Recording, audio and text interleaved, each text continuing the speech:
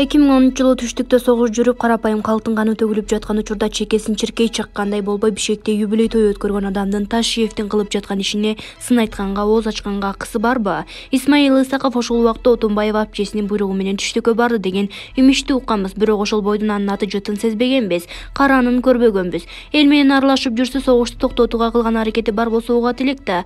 Ташиев, Садыр Жапаров, Келдибековдор сыяктуу. Эми болсо чек ара маселеси күч алып, ар бир кыймылды абайлап басып, ар сөзүбүздү ойлонуп сүйлөй турган убакта ортодон чыга калып, Мадумаровго адвокат боло баштаптыр. Исмаил Исаков ошол өзү айтып жаткан окуяларды билет экен, эмне үчүн 30 жылдан бери айтпай келди? Керек болсо ушул Мадумаровду ош куугулан учурунда кайда бекинип алганын эч ким билбейт. Дайыма кайда болсоң анда бол, аш бышканда пайда болуп, оор күндөрү бекинип алып, сол күндөрү түрүсү сакалдай болуп соксоюп чыга калат. Өзүнөн мурда эки кулач тили салыңдап көрүнүп. Эптеп эле Ташиевди каралоо үчүн бардыгы акылдуу болуп чыга калып жатышат. Ташиев чек ара маселесин көтөрүп чыкканга чейин 30 жыл өттү арадан. Ошол сын такканыңар өтүгү майрык сапожниктер союз бузулгандан бери саясатта аралашып, бийликтин ар бутагында кызматта келишти. Эмне үчүн ошол кездерде дуу көтөрүп чек ара маселесин чечип койушпаган? Союз жаңы таркаган мезгилде бул маселе өтө эле жөп-жөнөкөй чечилмек. Ошол жөнөкөй нерсени Мадумаров биларман болуп, өзү барып, өзүн билемдик менен протоколго кол коюп, бардык жакты татаалдаштырып келип жатпайбы? Эми болсо ал протоколду туалетке алып баргыла дептир. Бет болсо кыйын экен да, дүйнө жүзүндө жок единственный билимдүү адам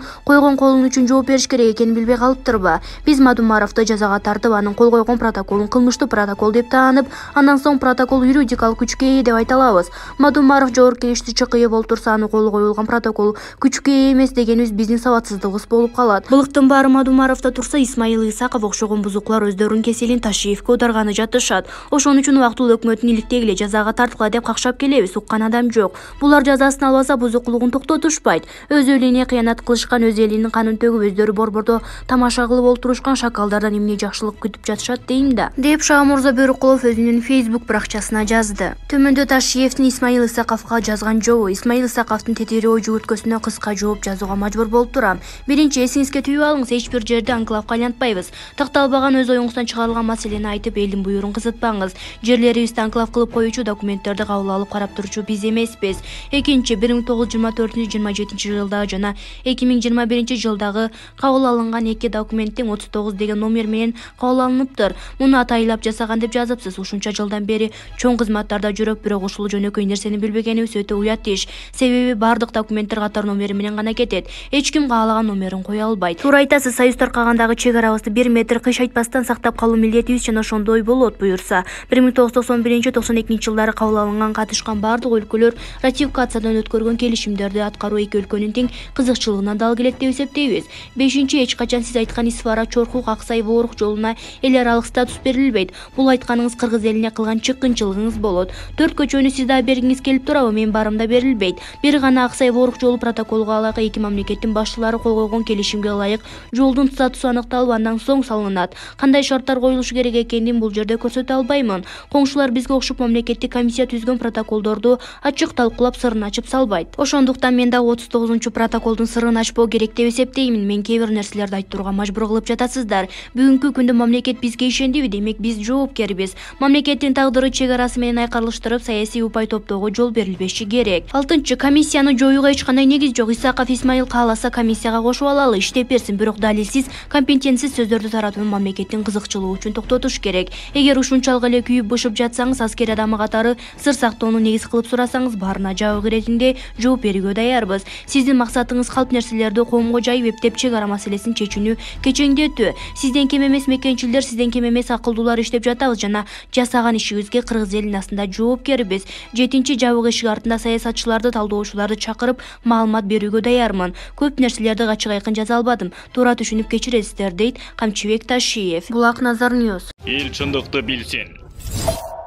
Адахан Мадумаровда системанын курмандыгы, деди бүгүн Назар Ньюс маалымат агенттигине журналист Сономүбү Кадырова. Эгемендикти алгандан бери биздин система чирип, сормосозго айланып, жолугун эле адамды ооп тартып кете турган болуп калган. Ошону келген эле бийлик өз камчысын айландырып келе жатканы өкүнүчтүү. Эми Мадумаровда системанын курмандыгы, бийликте иштеген, эгер иштебеген болсо, Текебаевде илинчеги жок болмок. Бирок экөөнү салыштырганда Мадумаров таза. Азыр эми Мадумаровду камаш керек болсо, ошол кездеги чек арага байланыштуу адамдардын баары камалышы керек. Ал протоколдун күчү жок экен, бирок тажиктер документ катары кармап жатышат деп айтылып келе жатпайбы? Демек тажиктер менен тымыздын мамилеге барып берип салган деген жыйынтыкты чыгарууга болот. Андан сырткары ачык чыкпаган, элге айтылбаганда жашыруун нерселери бар болсо керек. Ошондуктан тажиктерди Мадумаровду камап эле кутулууга боло турган жагдайга келип такалыптырбыз. Андай болсо айла жок, деди Кадырова. Булак Назар Ньюс. Эл чындыкты билсин.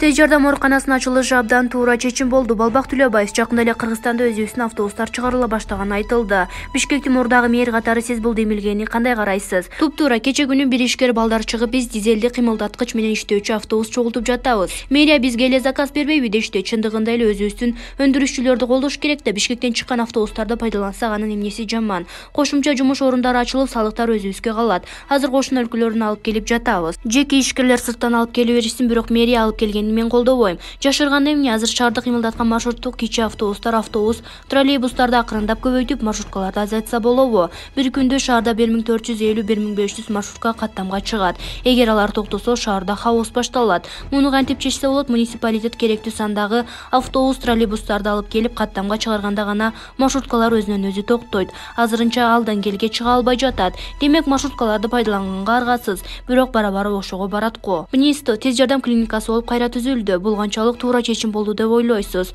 Абдан туура. Тез жардам оорулууну бир ооруканага алып барып, алар биринчи жардамды көрсөтүшү керек да. Бир ооруканадан экинчи ооруканага алып барганга кээ бирөөлөр өлүп калып атышпайбы? Россияда Склифосовский атындагы оорукана бар, а бизде андай оорукана жок да. Ал эми Бнистого башка жерден деле орун берсе болот. Аны эми өкмөт өзү чечет да, бирок тез жардам ооруканасынын ачылышы абдан туура чечим болду, дейт Балбак Төлөбаев. Булак Азия Ньюс газети. Эл чындыкты билсин.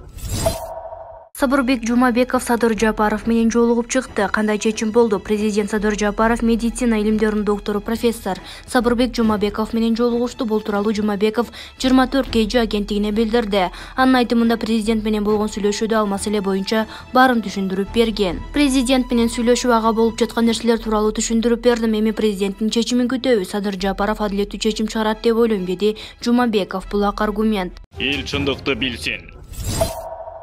Депутат Масалиев Алымкадыр Бейшеналиев кээде артистте эле жооп берет. Бир аптадан бери 4-оорукананын мурдагы директору Сабырбек Жумабеков менен саламаттык сактоо министри Алымкадыр Бейшеналиевдин тиреши уланып келет. Мындан улам Жогорку Кеңештин депутаттарына Бишкек травматология жана ортопедия илими изилдөө борборунун тез жардам ооруканасы кылып өзгөртүүгө кандай көз караштасыз? Сабырбек Жумабеков менен Алымкадыр Бейшеналиевдин тирешинде чындык ким тарапта деп ойлойсуз деген суроо менен кайрылдык. Депутат Исхак Масалиев 4-оорукана мурда эле тез жардам ооруканасы болчу деп эсептейт. Ал жерге кырсыкка кабылган адамдын бардыгын алып барышчу тез жардам болчу да. Эмнеге өзгөрдү билбейм. Алымкадыр Бейшеналиев кээде артистте эле жооп берип жатат. Негизи ортопедия бизге керек, деди ал. Булак super.kg. Эл чындыкты билсин. Ассаламу алейкум агайын туугандар, кандайсыздар? Эрлан Лото YouTube каналы биринчи жана акыркы туруна старт берди. Бизде 3 машина жана акчалай сыйлыктар бар туугандар. 2 машина таксиге жарактуу, 1 машина доставкага жарактуу. Бизде оюн так жана таза болот, 100%. Ошол туугандар, мына Kia Ceed 2013 1.6 автомат, полный комплектация. Андан кийин эле мына Hyundai Accent 2004 1.5 механика жана Polo 2014 1.6 автомат. Бизде билеттин баасы 1,5 мың рубльдан туугандар. Общий билет 1000 билет бар. 1000 билеттин 400 сатылды, 600 калды куда каласа. Ошол туугандар, ойноңуздар, утуңуздар. Оюн честный, таза болот. Агайын туугандар, толук видеобузду Эрлан Лото YouTube каналы жана TikToктон көрүп алсаңыздар болот. Мына жерге номерди калтырам, ушул жерге байланышып билет алсаңыздар болот туугандар.